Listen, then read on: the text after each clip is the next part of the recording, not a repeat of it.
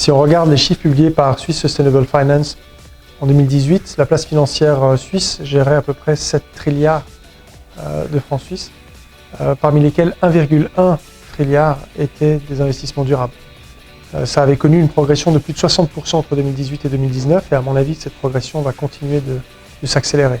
Donc une vraie conviction qui est ancrée peut-être grâce à trois éléments différents. Le premier, c'est l'offre. En tant qu'asset manager, il n'y a aucun downside à analyser les facteurs non financiers dans le cadre de sa gestion d'actifs.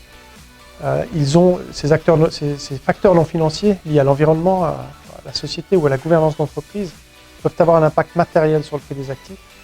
Et donc, pour mieux appréhender le risque ou mieux identifier les opportunités d'investissement, il est important de maîtriser ces différentes dimensions. Du côté de la demande, la clientèle, qu'elle soit institutionnelle ou qu'elle soit privée, nous demande de plus en plus d'intégrer les externalités positives et négatives des sociétés dans lesquelles nous investissons. Et cette demande est croissante. Aujourd'hui, il n'y a plus une discussion que nous ayons qui ne touche plus à ces aspects de la gestion d'actifs. Et finalement, il y a la partie réglementaire où de plus en plus, il y a un cadre qui incite les acteurs à investir de manière plus responsable.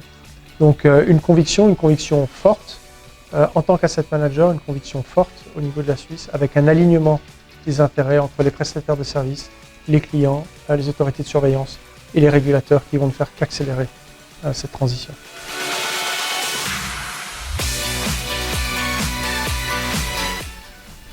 Finance durable, engagement solidaire.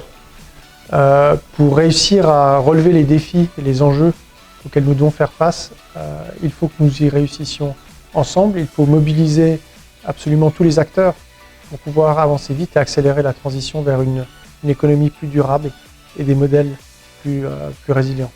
Aujourd'hui, nous bénéficions d'un alignement très fort entre les différents acteurs, entre la clientèle, les prestataires de services, les banques, les autorités de surveillance et le régulateur pour justement accélérer cette transition.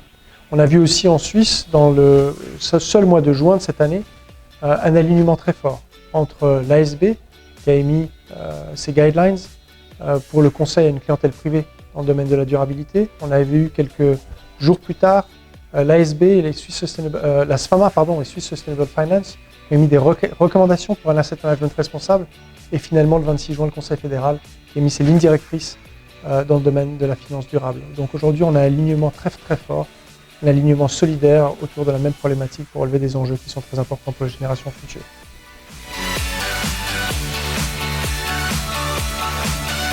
Savoir-faire. Genève a un savoir-faire relativement unique et un positionnement exceptionnel. En effet, on bénéficie dans notre canton des organisations internationales, de grandes fondations privées, d'un secteur académique de pointe et de compétences financières en matière de gestion de fortune et d'asset management hors du commun. Donc définitivement, il y a un savoir-faire de qualité à Genève. Il y a encore une fois une coopération aussi entre ces différents acteurs qui fait de Genève cet écosystème si unique. Tout ça s'est concrétisé en 2019 avec la mise sur pied du sommet Building Bridges, où on essayait de créer des passerelles entre la Genève internationale, la Genève financière, la rive gauche, la rive droite, autour d'un objectif commun, celui de la finance durable. Donc définitivement un savoir-faire, mais qu'il faut peut-être mieux faire savoir.